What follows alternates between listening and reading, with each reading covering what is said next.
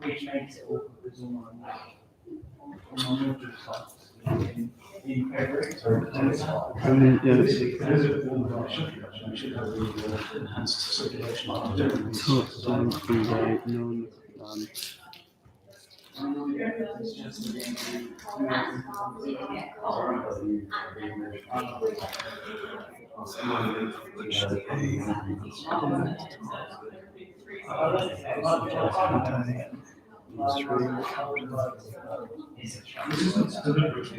To keep developing that.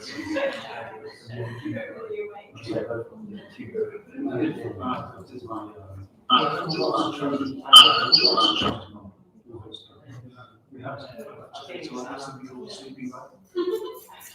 So the outdoors are going to be 12 hours. So some interesting creative techniques of keeping us awake. One of which I don't think we ever did, in fact, is that as soon as I shut the window, you have to stand up as quick as you can. As hard as you can. That was all we thinking about. So just think yourself lucky if you don't use these things. I would think a lot of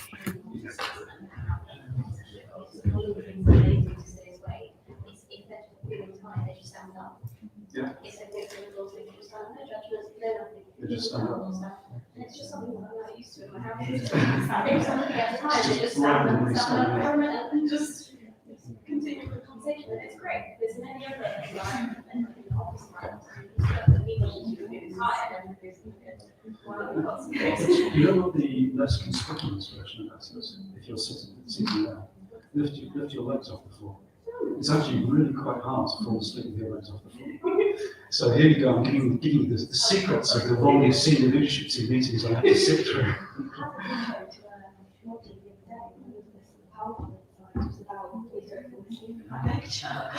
Absolutely was. Well, at least you saw it because you were love.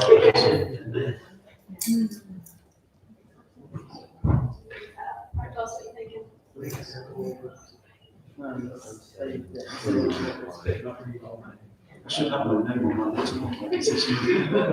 Oh, that's interesting. We should have this on. Is that all right? Do you want to come? Yeah. Where are you? Hello everyone, thank you very much for attending this evening, and also hello to all our online viewers as well. It's quite great to see so many people here, and welcome to our events. As you see, we are having a very great opportunity to have Craig Marsh, who is the Vice Chancellor of the University, and also the Director of Business School. And it's given us to talk about networking and how to really make the most about every opportunity that there is there. And with that, I'll hand over to you very much. Brilliant, thanks a lot, Callum. Good evening, everyone. It's a pleasure to be here. And many congratulations to the Business Society for officially being the biggest and best society in the university now, which is fantastic. And kudos to the committee for having got us into this place. It's promising to be a really fantastic year. So, yes, Provost Chancellor and Director of the Lincoln International Business School. I used to have a theory a bit earlier on in my career that your competence was inversely proportional to the length of your title, which of course now I can't say, because I probably have one of the longest titles in the university. It simply means that I sit on the university senior leadership team, and I'm the head of college, privileged to be the head of college for the College of Business, also known as Lincoln International Business School. So tonight I've been asked by the BizSoc to talk about networking, and I'm going to do that not in the context of my role as Pro-Vice Chancellor and Director of LIBS, but someone who's had quite a long career so far, hopefully for a little bit longer yet. But in fact, networking is one of the things that I've tried to do myself, has benefited me occasionally, has let me down occasionally in my career.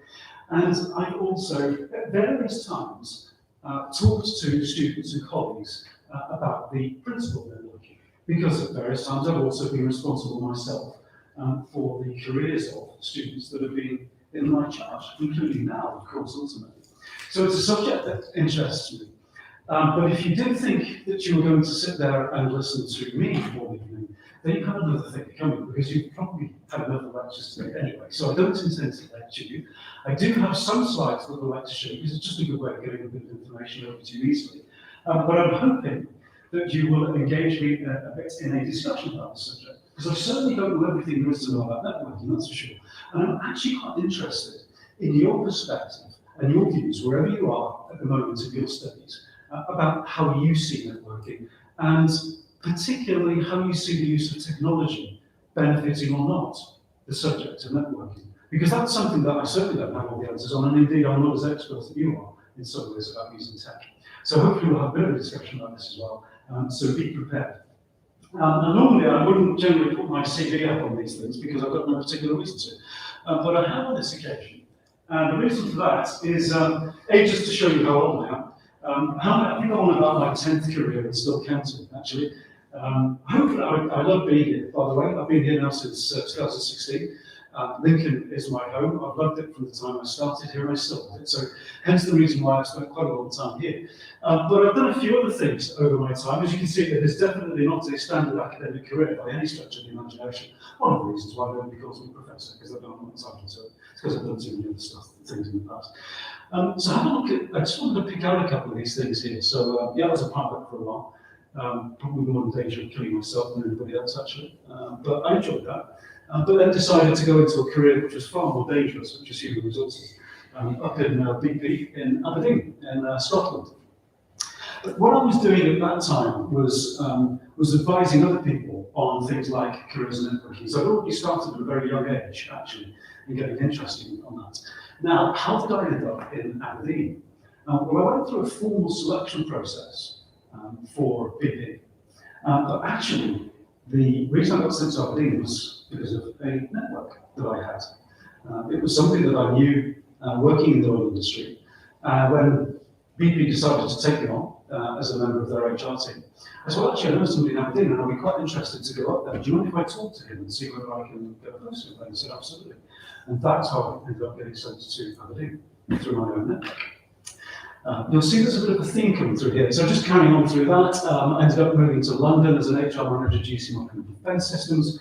Headhunter called me in about 1993 and said, we have this job available for you in Portsmouth on the south coast, in Markham and GC Markham Defence.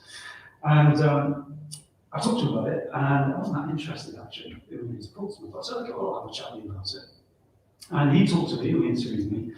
And then he said, well, actually, I've spoken to you. We've got a better job in London, or one that more closely meets your profile. And that's the one I absolutely took.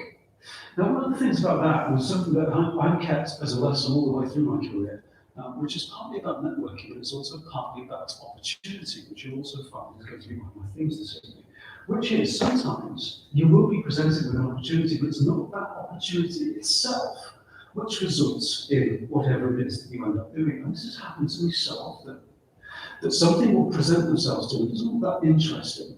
But actually, I've kind of pursued the conversation to the next stage, just to see what might happen, and then something else appears. And that's exactly what happened in that case. I could have said to the headhunter, yeah, job in Portsmouth, no thanks.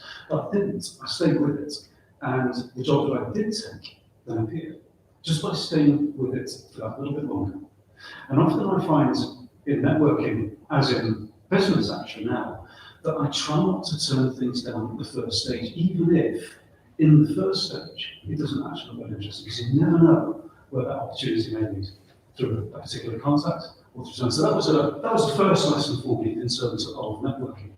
Moving on down, I did a bit of HR consulting. So that visiting professor HR said I was so familiar with this, France, 1996. In 1995, I remember this particularly well. I was at home. I just got home from my job in the GC marketing. And my wife came home and she said, yeah, I was going to offer a job in France, but I turned it down because no work move. And the principal version of what I said was, you have done what? You turned the job in France down to go back, see if it's still available, and we will talk about it and see whether it becomes possible. At the time, we had absolutely no idea how we could move to France. I had a really good job in London. She thought I wouldn't give it up. In the end, I did give it up for the chance to her to take a job in the south of France and for us to start a new life, which we thought we would try for 6 months. 17 years later, and 3 children, we moved back to the UK for something that we thought we'd give it a go for about 6 months. So again, it was just about not saying no right at the outset, but just letting it go on a little bit further and see where it took us. And it took us to France. So that was again just an example. Now the next one for me, I think, is where I got that visiting professor HR sounds of things. I met a bloke in a pub in the south of France, a guy called Ken Pope, in 1996. And he said, all right, so you've done this HR job, you've done a bit of training. I think you could do quite a good job in teaching for us as an associate lecturer on our MBA program at the business school. I've never done any teaching at all. I've been in the business school up to that point, apart from my stints as a pilot. So I met him in the pub and he said, well, I'll come along and see if you can do it. So I said, okay, I'll give it a go. And it was an associate lectureship. We employed associate lecturers in the university. And I enjoyed it. The students enjoyed me. And over a period of time, they offered me a permanent teaching contract. And that was because of somebody I met in a pub. And I'm not exaggerating, that's how it happened. Now, Ken, who's the guy I met in the pub, 5 years later, I then employed to help me run the MBA that I was then leading. So again, it's being alert to those opportunities and just say, yes, that sounds interesting. I might try that and see where it takes you. And that was the start in 1996 of my academic career from a guy I met in the pub. So I'm going to come on and talk a bit more about the official definitions of networking, but I thought I'd just give you an idea of how networking has benefited me. Lots of times I've done that and it's not gone anywhere. Of course, I remember the ones where it did and where it had an effect. So that was that, and that went into an academic career. I took my PhD at some point in the middle of all of that. Did some postdoc work at Lancaster, ended up working online in 2007. And how that happened was I was originally working for a guy who ran the MBA in the south of France. He went doing this weird work, running online programs. He just disappeared, and I don't know what he was doing. Anyway, in 2007, he phoned me up and said, got an online MBA. Quite good for you to be, if you want, interested in it, to be the director of this online MBA. And you can do it at the same time as your other stuff, step it around. So, okay, give it a go. It was 2007. I ended up becoming the chief academic officer for that company in the UK with 2 partnerships, having started as a part-time job running an MBA for a guy that just phoned me up and said, looking for somebody to run this MBA for me. You can do it in your spare time. And that ended up running 500 faculty and 36 programs online at the University of Liverpool and the University of Southampton. Now, one of the things that you might know now, we've just introduced fully online programs in some business school. One of the reasons I did that is because that's one of my areas of expertise, but it became my career for at least 8 years before I finally found my home at Lincoln. How did this job happen, you ask? So here I was. When we came back to France, from France to the UK, by the way, because I was really in one stuff, I couldn't live anywhere essentially. So we came back to the UK, and my wife said I'd really like to live near my sister, and she's just down the road from where we are. And about 3 or 4 years later, I always decided I'd like to come back into a UK university. Headhunter, who was on the books for, called me in 2015 and said, we've got this job at Lincoln, it might be interesting for you. And they followed me through. I met the Vice Chancellor, and that's how it happened. So it was because I'd networked with a headhunter that I got this job. So you get a bit of a theme, okay? That actually that networking thing, despite all the formalities of the recruitment process that you will go through, nurturing that network and being alert to opportunities that your network presents you, it does work. So I'm talking from personal experience, not just theoretical. Okay. So let's have a look at the subject of networking, and this is where I'm going to invite you. So networking, business strategy versus personal strategy. What is it? So I've given you a few tips. What I'd like you to do is just find somebody to have a quick chat with for 2 or 3 minutes. And by the way, you can choose. What is that? You'll look it up. Google it. Absolutely fine. The question is, very simple, what for you does networking mean? What for you does networking mean? So have a chat, just 2 or 3 minutes, come up with 2 or 3 ideas, and I'll answer questions. Okay. What does networking mean for you?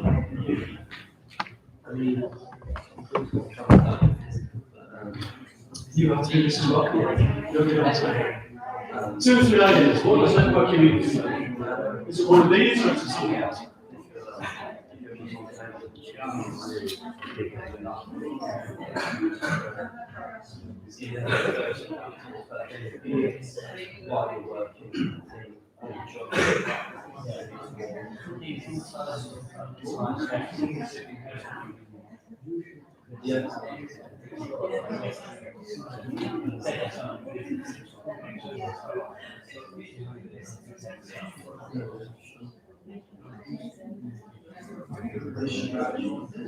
Bits of a brainstorm, all ideas welcome. A couple of minutes.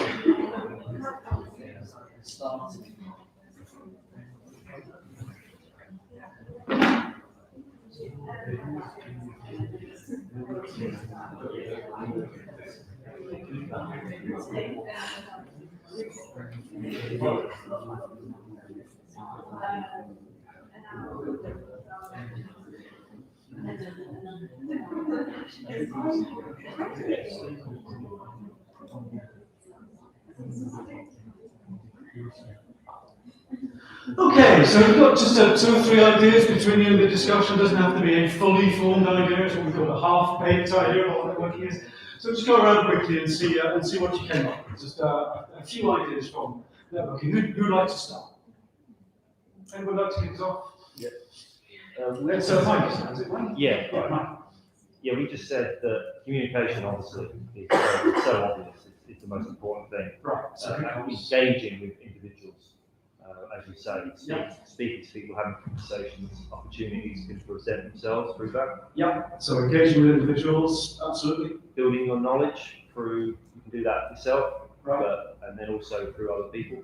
So what kind of knowledge are you thinking about? Is it building knowledge? Knowledge, I suppose, but the field that you want to go into. So if it's Okay. business related, you want to learn, I suppose, as much as you can, because there's lots of different.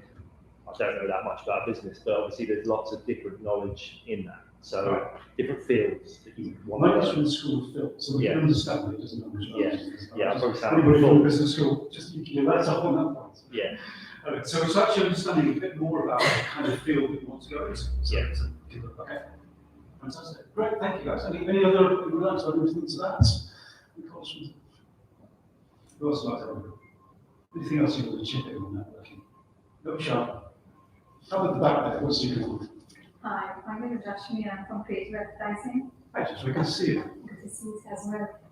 So to add to what he said, I feel it's about talking about getting knowledge on every other field, not just your field. Yeah. So that when you reach out to a person and you don't know much about it, at least you have a basic knowledge you can talk about.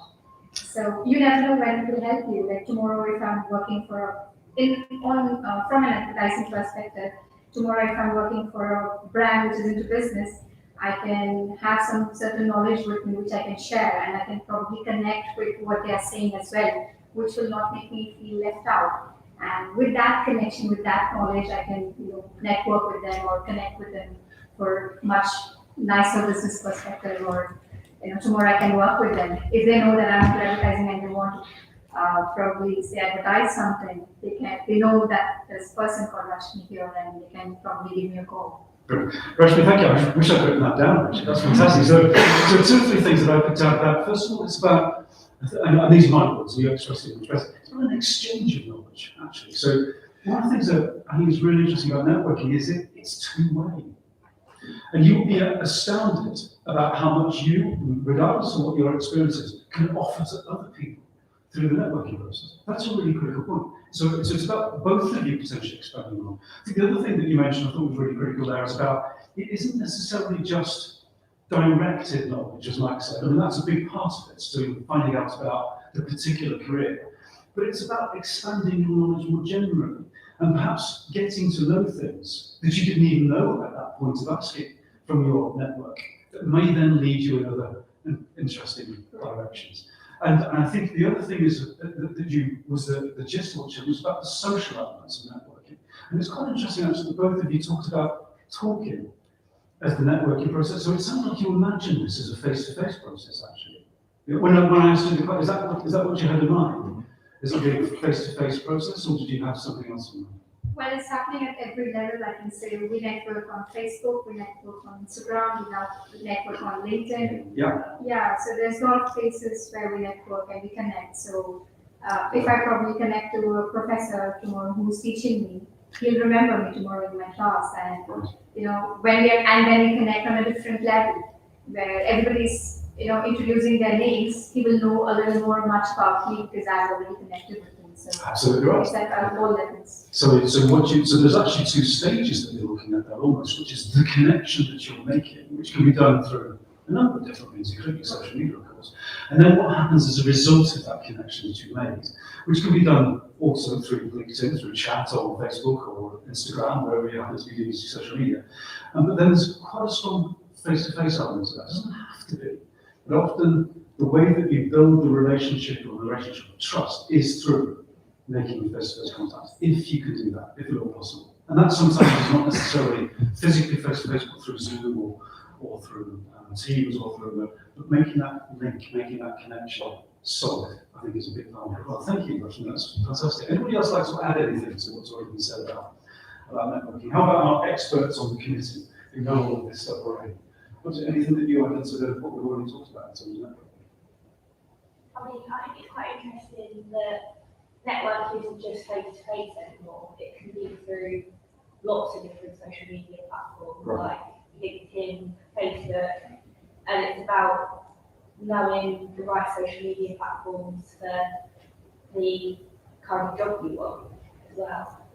How do you mean the right platforms? So LinkedIn is obviously good because there's lots of businesses on there, but there's specific apps for marketing and things like that you can look into, and maybe it just gives you a few ideas that you can connect with people rather than just going on anything.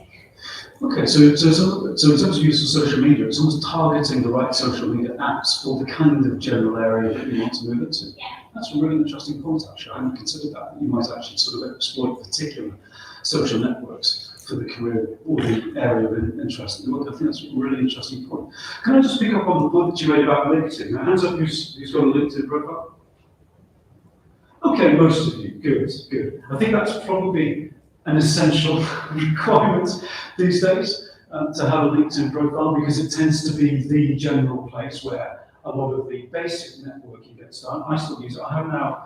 I've just passed 2,000 connections on my LinkedIn profile. I was actually an early adopter of LinkedIn. You might not be too surprised about it. I think my account connection was 2004 originally. They don't have prices, unfortunately, for the older ones, and I'll probably get a gold medal for that. But when you're thinking about LinkedIn, think about the fact that the people that you're networked to give you access to an even bigger network. So you can all send me a connection on LinkedIn. As a point of principle, I always accept students as part of my network. That then gives you access to the network that I developed over that long career. So that's a really important start point for thinking about networking, but it is only a start point. As you absolutely rightly say, there may be other networks that you can develop as a result of that. So that's really important. Any other points that anybody else would like to make about? Sorry, you first and then please first and then. In my opinion, I think the networking is as important as oxygen for all of us to alive. because without having sound networking, I think that I was nothing. My reason of coming here late was that I have weak networking skills because this decision that I have made that I should study here, I will make it a few years back, but it was due to like doing a job at the same place that made me bound to live on that situation for years. But when I decided, I came out of that skull or the walls that I have created. Yeah. That made me feel like the world is very big, and I should think more about it, and I should make another big decision. So it was then I have created a networking. I use the I use a platform like social media, Yeah. especially. Ask about people to the people that how is it to study in another country, how it will make me more, it will build my confidence, it will enhance my abilities. Right. So I had an experience, but that experience was just only for the person to whom I was working. That wasn't for me, in fact. And I have seen your profile. Uh, as I have seen that you never worked for more than 5 years with any organization. So this could be a reason to build the networking, because I suppose that if living at the same place that weakens your networking abilities.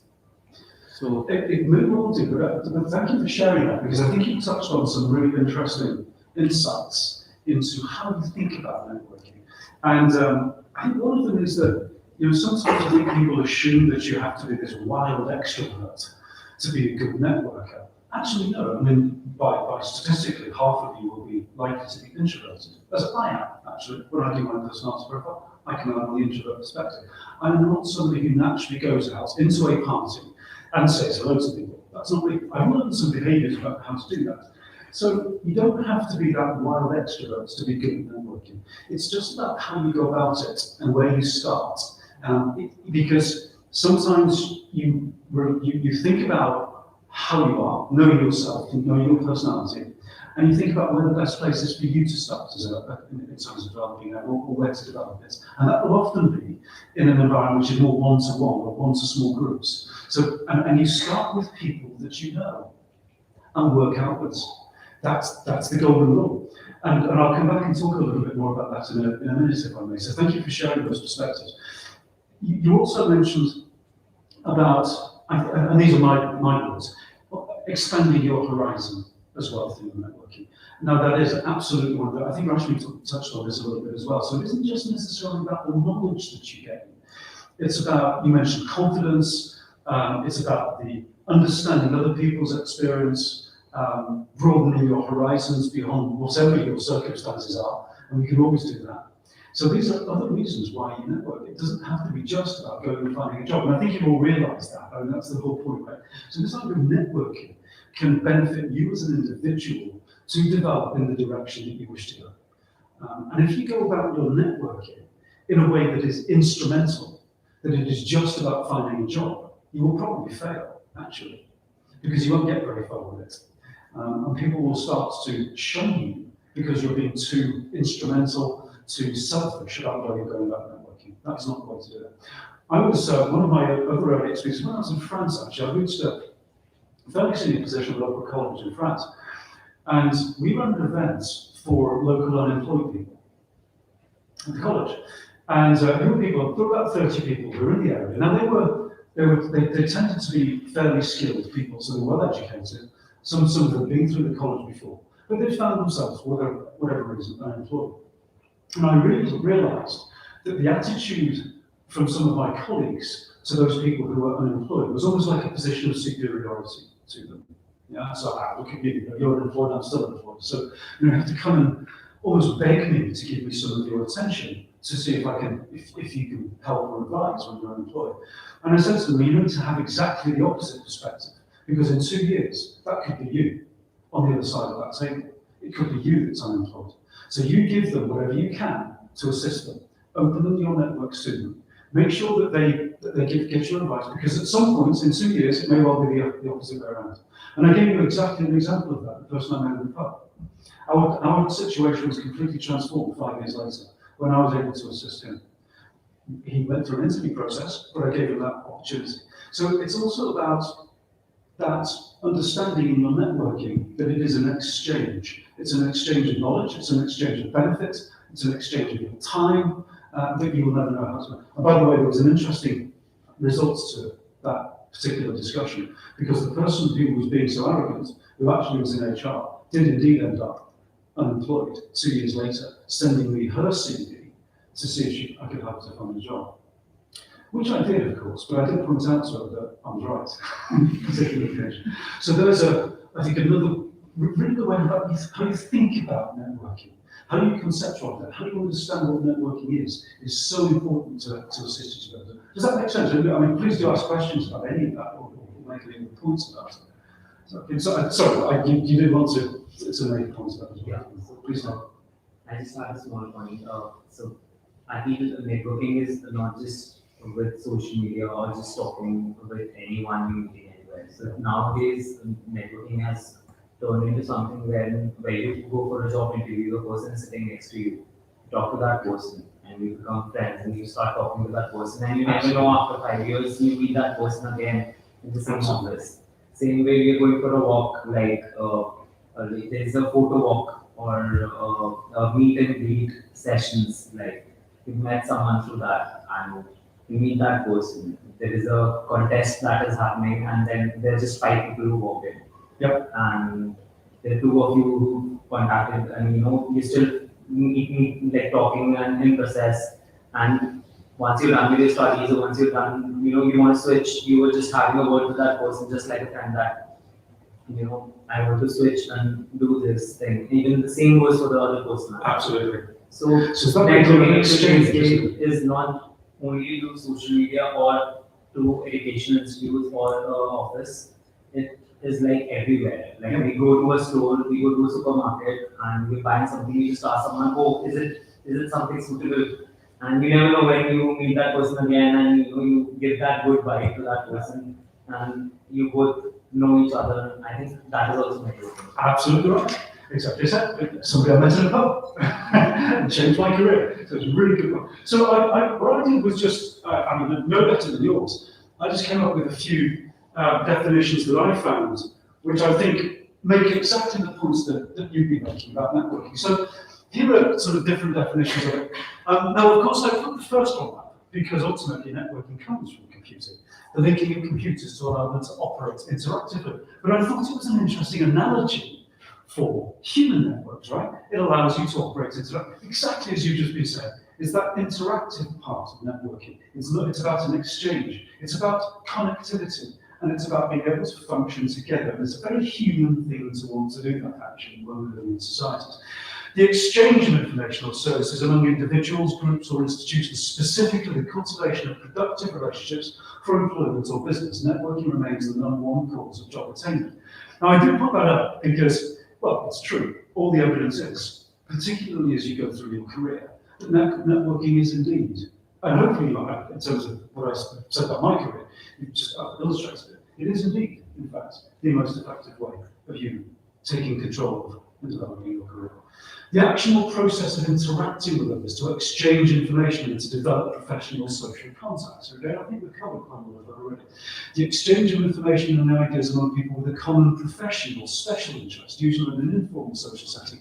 Networking often begins with a single point of common ground. What I thought about interesting about that is you often don't know what that single point of common ground is. You have no idea, because you're meeting somebody for the first time. You haven't necessarily sort of, precisely as you were saying, you might bump into them in the supermarket queue. You have no idea who they are.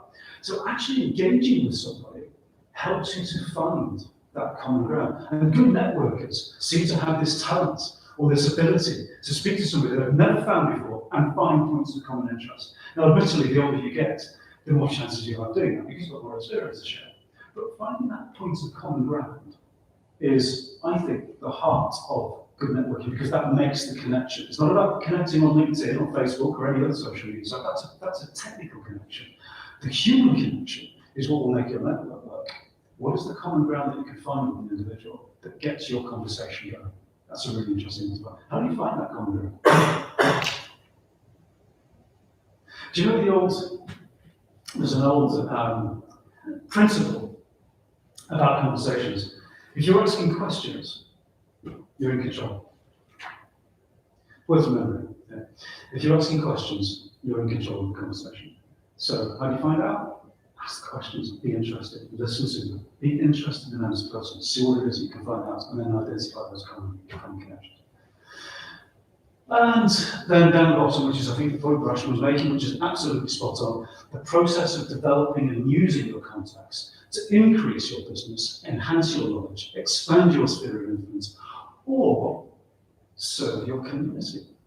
Serve your community. Now, I found that a really interesting one because I think about how we often think of networking as something that benefits you, or as we've been saying, the individual with whom you're networking. But fundamentally, these networks do ultimately serve your community because all sorts of interesting things come out of it. I've just been chatting to your business society committee, who I'm absolutely certain are using their good networks to expand the community. And why are they doing that? Well, it's serving the community, it's serving the business society community in order to do that for the benefit of everybody, you, the university themselves, the members. So it's just a small example that we're talking about how it can serve the community, whichever communities that we find. So that's, I think, just hopefully some points about what networking is, because what I wanted to start by doing is perhaps challenging some misconceptions about networking, about it being sort of this quite exploitative. I have to go into these horrible meetings whereby people do these sort of speed dating things for business, and I've got to talk to somebody in 2 minutes, and or I've got to sell myself to my. No, you don't have to do any of that. That's what networking is about, and that's what's going to make it effective. However, it is probably just worth thinking a bit more about finding out. Now, I don't know whether this is a model that any of you have come across anywhere in your studies, but I always find this quite interesting. This actually derives from some of the work on leadership, actually, so I'll be very open about that. What this does at its heart is, as a leader, whatever your position is to think about where you have your circle of control, where you have your circle of influence, and where you have your circle of concern. And the circle of control are the things you are in fact directly in control of. The circle of influence are the slightly extended things where you can actually have a direct influence. But circle of concern is often the place where you don't have any influence, but it's still of interest to you as a leader, because what happens in that circle of concern can affect what you're doing as your job. Now, I've adapted it slightly to think about your network, and I've just put some numbers down on the side of the network. And again, this is just based on my own long experience of how to think about all of the people that are in your network. Now, I mentioned at the bottom that I currently have around 2,000 people in my LinkedIn contacts. I can't possibly continue to have all the time an ongoing relationship with all of those people in that. I can't do that. It's just impossible. I mean, even if I spent 24/7 doing that, I would never work. So automatically you're thinking, well, how do I differentiate people in my network? So this is something that I find quite useful. So there's the big one, all right? So those are the network. There could be any number, quite frankly.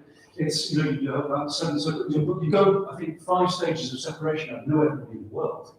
So there's got to be some distinction or definition around the people in your network. So I call it the circle of concern. They are people who will be in your network somewhere that you might get in touch with occasionally, that you might have developed a link to, and that as you get older, could become quite large.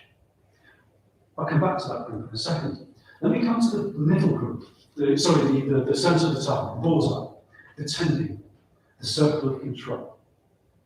An idea that I developed fairly early on in my career was the idea, so think about yourself as a company. Okay, now, a company has a board of directors, execs, non-execs. That board of directors is in the hopefully longer term looking after the interests of that company. So my question to you is, who are your board of directors? You as an individual, if you were a company. The small group of people who, in the longer term, are interested in your welfare, your career, your development. Who is that group? Because that's the group that you have most control of in your network, and it is also likely to be, particularly early on in your career, or before you started your career, the place that you start to build your network. And they are a very, very important group because they are likely to be the ones who you will maintain. They don't change, of course they do, but it's the core group of people who are in your network, who are there, who are interested in you in the long term, closely interested. So obviously, parents, relatives, brothers, sisters, aunts, uncles. So people who are in your family network, but people who, not just your sort of extended cousins or aunts, but the people who you really think are there to maintain and develop your long-term interests. That's your group. But they could also be people like a member of the university. They could be somebody who's been one of the lecturers who you maintain contact with. They could be a business associate. They could be one of your colleagues from the university. They could be a friend. But there will be a group of people who you can think of as that board of directors. So that's your inner circle. And you treat them, of course, and you maintain them and you nurture them in a very different way than you do the others. The next set, the circle of influence, are really essentially the people outside. Now, why have I picked a 10 to 200? Well, there's something quite tribal about the 200. It has been well done. In anthropology, it is well known that we can know quite well, probably a group of around 200 to 250 people, and maintain a good relationship with those people. So that's why that's that middle group. So it's the next 200 also people that we know we can continue to know. These aren't your friends on Facebook who you know thousands. These are the people who you can actually have some kind of relationship with, you know, as part of the network. And it's usually, it's weird, because we're human. We can do that with about 200 to 250 people. So who are they? And then you treat them in a slightly different way, of course. They're not your board of directors, but they are people who can act as this group of influencers with whom you are likely to have regular exchanges and who you know quite well. And then there's everybody else outside the circle, who is in your network, in your contacts, who you build up with those contacts, but who you don't necessarily have regular contacts, but actually may still be useful to you or useful to them because they are in your extended network. Now, of course, what happens now then, what social media does, is make it really easy to have those links. I mean, when I started out in my career, if somebody said to me I would have 2,000 people in my extended connections, I'd laughed at them. There was absolutely no way I could have done that prior to sort of, because you can do that now, quite easily, actually, quite easily. So how you treat each of those groups, I think, is slightly different in terms of your network. Does that make sense? I mean, does that resonate with you in terms of you? So you're starting to think, okay, so who is my inner circle then? Who are those people who I can rely on over time, over several changes in job, perhaps over even a part of my lifetime, who are going to act as my board of directors? They are coaches to you, they are mentors to you. When our Vice Chancellor left 2 weeks ago, we had some fantastic presentations from some of her former students. And one of them said, he's now got a senior job actually in a venture capital firm. He actually still referred to the Vice Chancellor as one of his mentors, because she met him when he was a sabbatical officer when he was at the university about 6 or 7 years ago. And he and Mary had stayed in contact. And she'd clearly done a mentoring job for him. And that's so he would choose definitely his board of directors. Just as one example that stood in my mind from a couple of weeks ago. So how do you think about how you would now, where is the, so let's be really brutal about this. Where is the job that you're after most likely to come from out of these 3 circles? Where is it most likely to come from statistically? Yes, it is. It is not likely to be your circle of control. It is more likely to be possibly even your circle of concern. Think about this in the opposite direction as a network, okay? Because many of you, still being quite young, are unlikely to have a very large network in that circle of concern. You're unlikely to have that. Now, the thing about, and hopefully it's consistent with some of the things we've been saying already, the person, this is the way to think about it, the person who is waiting for you out there with the job that you will get at some point, you already know someone who knows that person. Okay? Statistically, that's almost certainly to be true. You already know someone who has the job that you are going to get. But that person will not likely to be in the people that you know really well right now. They will know someone who knows someone who has that job for you. Possibly they will know someone who knows someone who knows someone who has that job for you. That's the way to think about it. So your job is going to be in those yellow or red circles somewhere. 99% certain that's going to be the case. Interesting way of thinking about it, right? So back to the point about you nurturing those different circles of control and influence to make sure that when you're approaching somebody who is probably in your network right now, to do all of those things we've just been talking about, I'll come back to how you do that in a second. When you're approaching somebody that you probably know right now, you should go into it thinking, well, this person doesn't have a job for me. They might be influential. They might be in a position of power. They might be in my board of directors, but they don't have a job for me. So it changes how you think about it. Now, they might do, but the chances are they don't. So it changes about how you think about how you approach them and what you approach them for all the reasons we're talking about. Yeah, makes sense. And again, that's just from both, that's from evidence, but also just from my own experience. So we're sort of thinking about how you not organise, you can organise your contacts in that way, but just how you conceptualise, how you think about how you develop and build a network and where that job is going to be. Okay, so how to think about now how you go about doing this. Now I've got a few tips from experience, which of course I've said already. And I put 10 things down, which some of which we talked about already. So a few tips about how we're networking. So remember, it's about making a connection, which is an entirely human or natural thing to do. And that connection, we said, is not necessarily the technical connection, the linking in connection. It is a human connection. That is what makes them part of your network. It isn't about sending a link on LinkedIn and asking them to be connected to you. It is a human connection. Start with your circle of control, people you already know. So this is back to the point I think you were making very well, where you think, well, actually, I'm not particularly good at networking. I'm maybe a little bit introvert, I perhaps don't have a very good. So start with the people you do know. Start with that circle of control, because you will have them. You will all have those people. Start with them, and then work outwards. Start small. People love to talk about themselves, so that's the also the corollary about people asking questions about people. That get in and talk about themselves. The little that you can talk, the better. What it was that I think it was Shakespeare, Hamlet said, "Give every man thy ear, but few thy voice." Give every man thy ear, but few thy voice. Follow through on any connections. I'm actually not very good at that. I think it's partly because of the job I'm in now, and perhaps I'm less motivated to do that, and I think that's a fault of mine, actually. But just making the connection is probably not enough. It's the second and third follow through. It's the face-to-face meeting, it's the meeting on Zoom, it's the conversation, it's the having coffee with somebody. It's that second stage where you've made that human connection, but then you follow up about something. Remember we said about finding the points of common interest? Well, it's the common interest that will give you that opportunity to follow through. It's about that mutual exchange and learning. You'll all have heard of WIIFM. What's in it for me?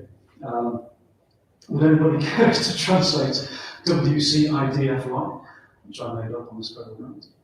What can I do for you? Fantastic, good man. Have you heard of that before? No. You haven't? No, neither did I actually, but brilliant. Welcome to see straight through it. What can I do for you? Not what is in it for me. Network in the real world, not just online.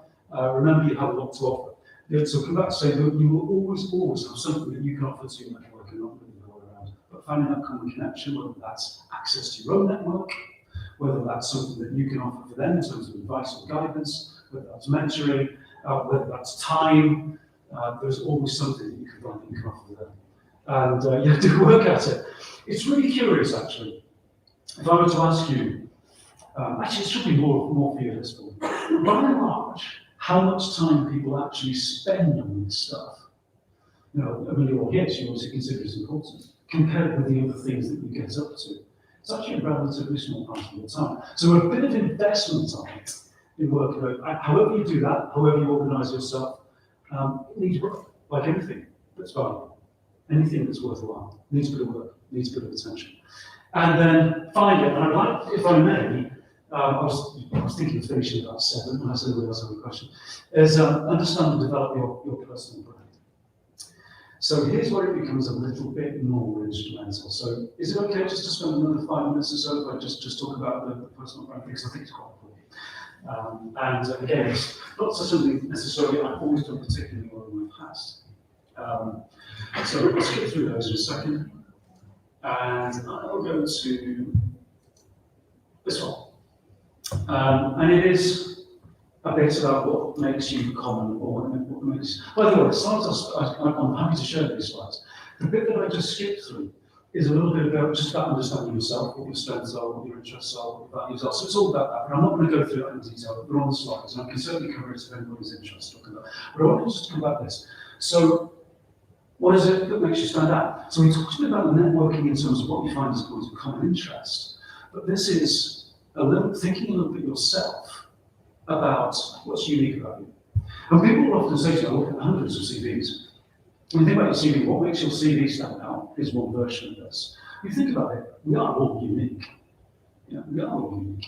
So it shouldn't be too difficult a question for you to answer about what makes it. But I'm going to make it slightly easier for you by there's perhaps a series of questions that you can ask yourself. So here are some. Some of them, some people who are in marketing will be much better at this than others because it's instinctively some of the things that we learn in marketing. So it's about marketing yourself. And it is worth just applying a little bit of time and attention to this as part of your preparation, if you like, for networking. Because this is what people will see you, actually. So, can you state your top 5 brand attributes, the most relevant adjectives that describe you? By the way, hopefully you realise this. Don't get me wrong, I'm not suggesting that you go to a meeting with one of your network and go through these with them, all right? That's not what it's about. It's just about you knowing yourself a little better than perhaps you did before.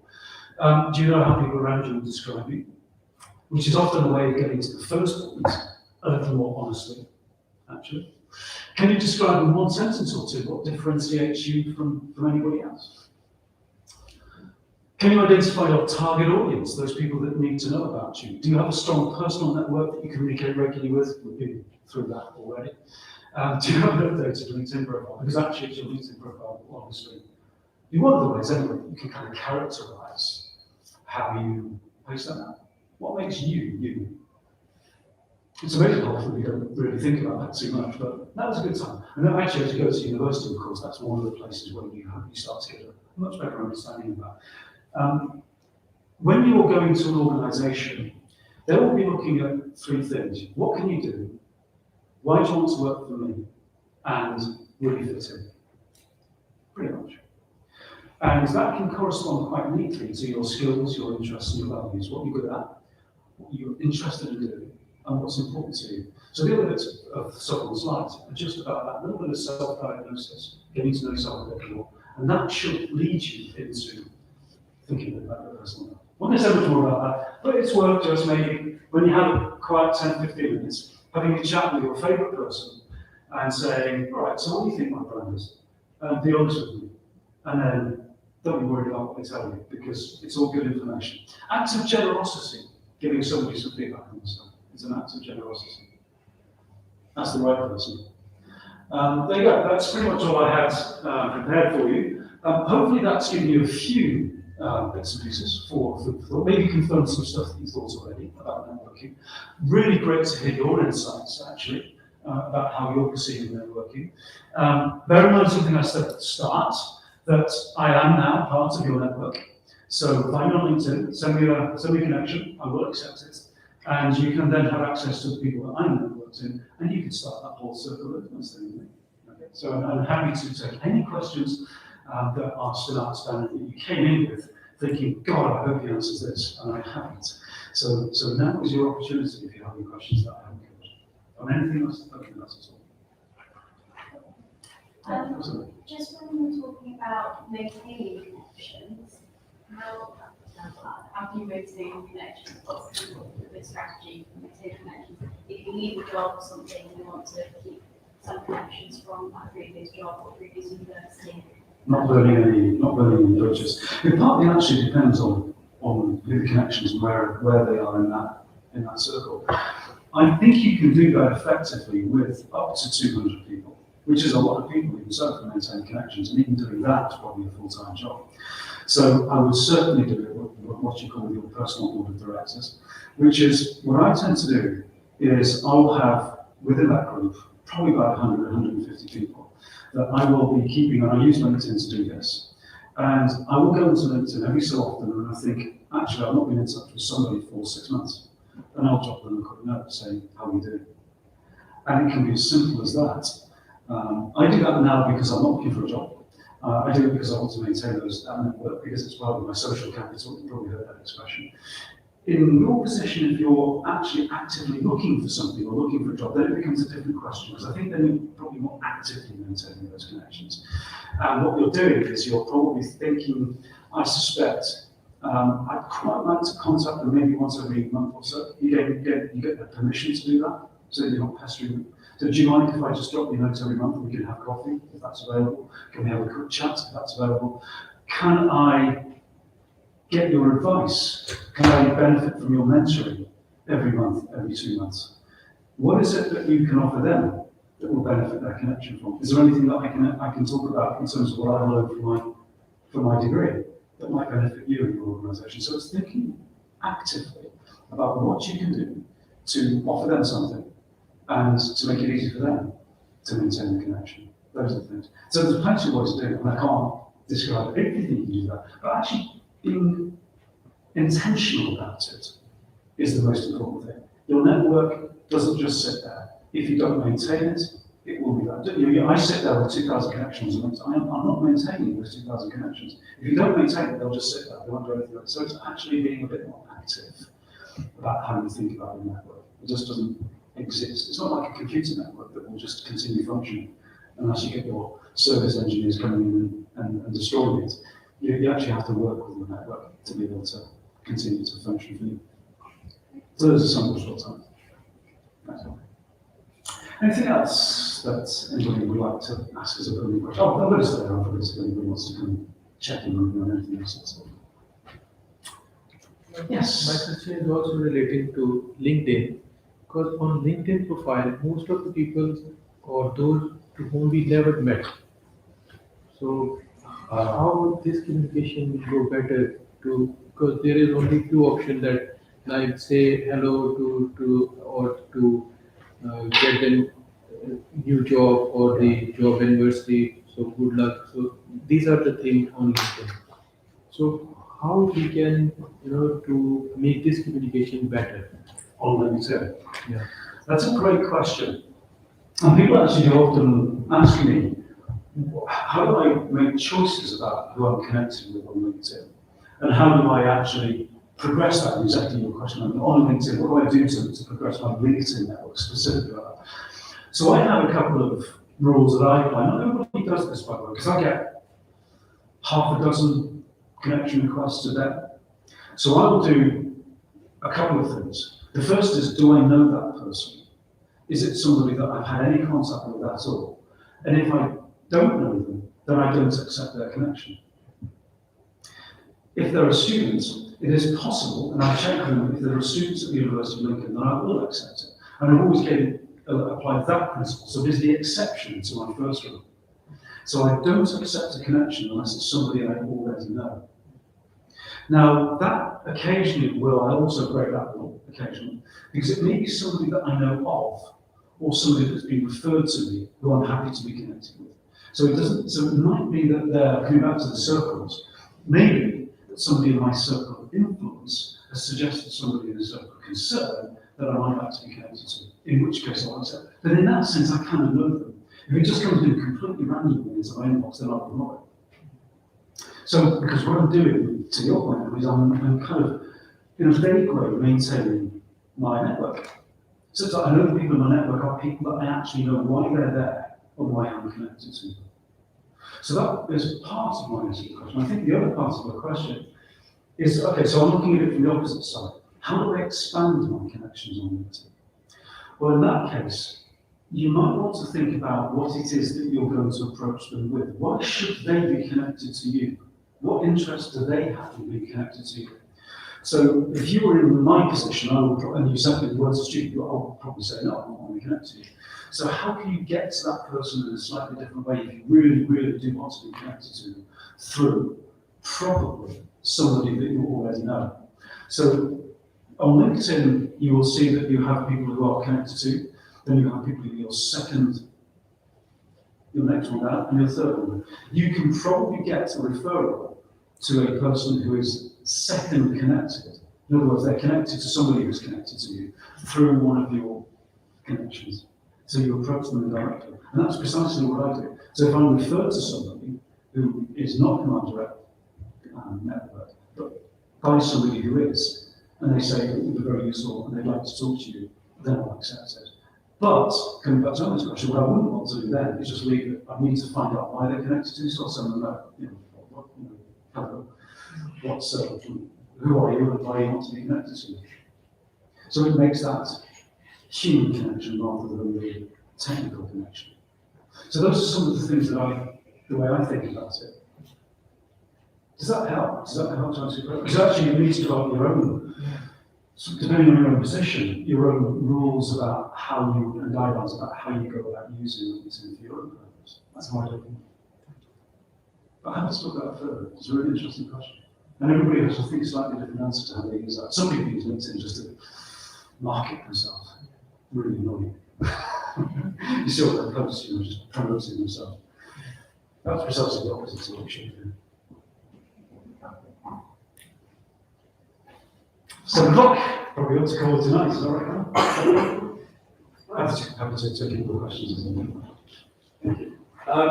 Right, thank you very much. That was absolutely fantastic. Could everyone please give a round of applause?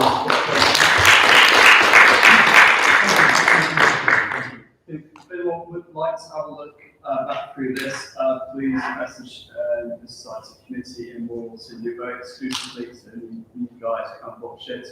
And again, if you want to connect with any of us on LinkedIn, I think all of us on the committee are on LinkedIn. Yeah, excellent. And Yes. we will be back tonight.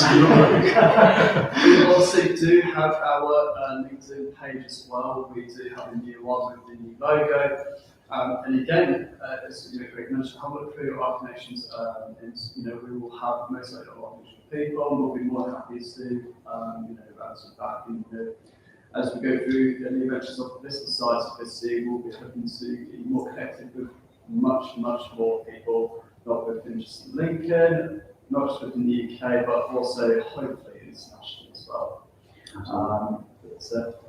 Okay, very best of luck to all of you as well. And do give me a shout if there's anything you feel I can help you with. Don't hesitate.